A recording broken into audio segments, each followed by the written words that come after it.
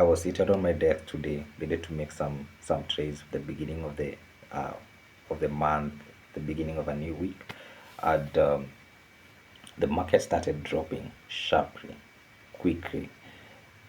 15-minute candlestick, boom, dropping. I thought maybe we were going to see a retracement. Nothing like that happened.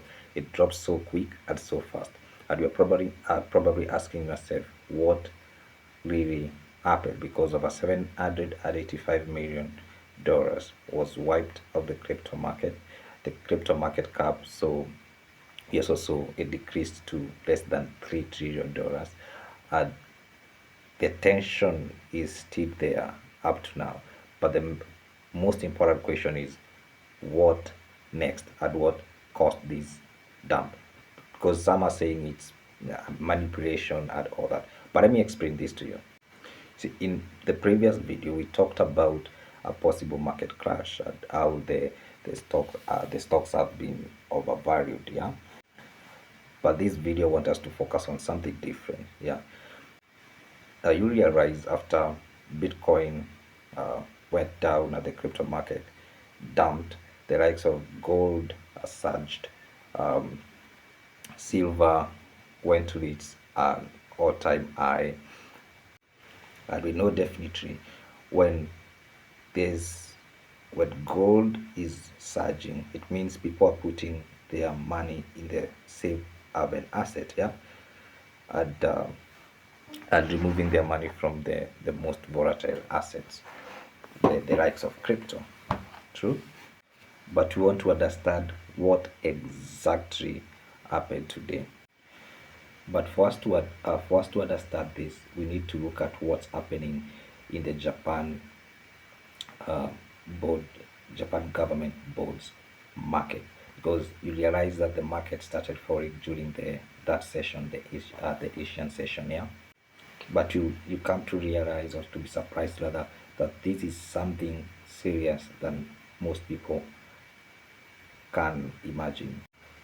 Now you see, yields or Japanese bonds jumped to levels we have not seen in nearly 20 years. Now that's is insane. The 10-year bond climbed to 1.84%, which is the highest since 2008. Then the 20-year bond also rise to 2.88%, which is also the highest since 1999. Now, why did this make or cause the market to fall? You see, for decades, Japan has been the cheapest place to borrow money, because the interest rates stayed to almost zero when when all over the world, the interest rates are hiking. Now, these allowed the global investors to borrow the yen from Japan and invest in the global markets, can buy the corporate bonds, the treasuries, the US stocks, and of course the crypto, Bitcoin, etc. Now this is what they call the yen carry trade, something that you can look at later. This system has been quietly supporting the global liquidity for the longest time. Yeah. But now the problem is that this foundation is cracking. Why? Because the yields in Japan are rising fast.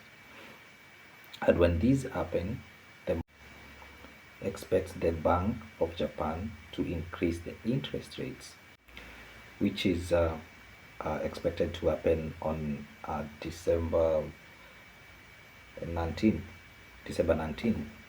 Now, if that happens, borrowing the yen will become expensive, right? Because the interest rate is high, which will be a disadvantage to the system that we have talked about, the carry trade uh, system. So what will happen if the carry trade system is unprofitable? The investors will unwind it quickly, correct? The first thing they will do is that they will reduce the leverage to avoid being hit by the interest rates. Two, they are going to cut exposure of their assets to high risk assets like crypto. 3, they are going to sell the foreign assets so that they can be able to get cash. They are going to buy the yen so that they can be able to pay back their loans. Correct? That chain of reaction is what caused today's sudden drop. Bitcoin fell as investors were offloading their positions. Global equities declined as Feds reduced risk, and the likes of gold surged. Why? Because this is what they term as the safe haven. So when the market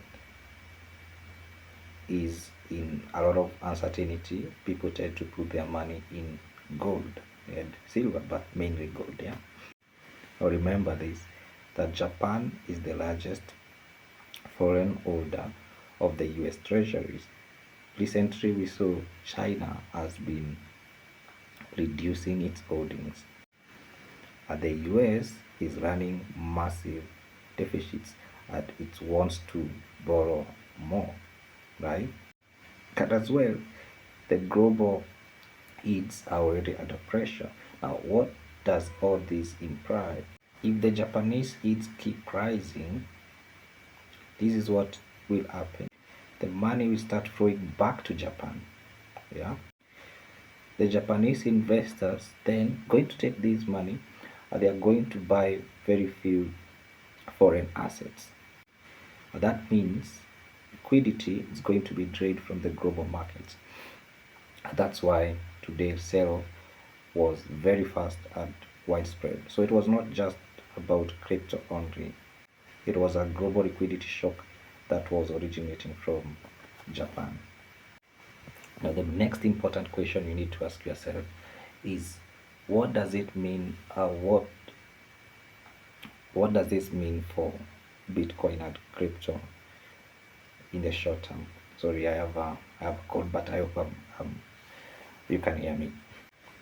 We all know that Bitcoin and crypto is more volatile. So Bitcoin reacts faster than any assets than any assets when in the global markets. Yeah. And especially when liquidity changes. Bitcoin is the first one to react. And that is what happened today. Now moving forward, expect high volatility in the markets. Yeah.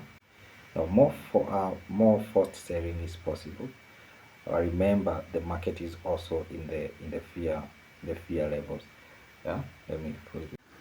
We are still at the 20 levels, which is a fear level, almost in the extreme fear. But we've just come from the extreme fear. The altcoin, they may continue remaining weak. We may not be experiencing altcoin season this month this quarter as we may expected, because the liquidity is still tight. Yeah, we have seen some outflows, massive outflows, and also we have seen people turning their assets into US stable currencies, USDT. So there's so much uncertainty right now, but we still hope for the best. Yeah, let me know what you think is going to happen in the next few days.